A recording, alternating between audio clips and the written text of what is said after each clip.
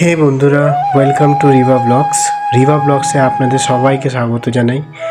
এখন যে নদীটা আপনারা দেখতে পাচ্ছেন, এই নদীটার নাম হলো ঋষি রিভার। ঋষি রিভারের ওই পাড়টা যে আপনারা দেখছেন, ওই পাড়টা হলো সিকিম। আর যেখানে আমি এখন দাঁড়িয়ে ভিডিও করছি, এই পাড়টা হলো ওয়েস্ট বেঙ্গল।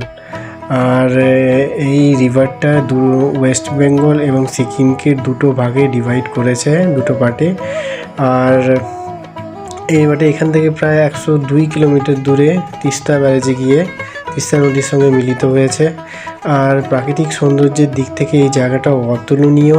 মানে আপনারা যদি এখানে একবার যদি ভিজিট করেন, আপনারা মন করবে যে আবার কিছুদিনের পরে আবার আমরা এই জায়গায় ভিজিট করি। তো মানে প্রাকৃতিক সৌন্দর্যের দিক থেকে মানে আপনারা একবার ভিজিট করলেই বুঝতে পারবেন যে জায়গাটা কেমন।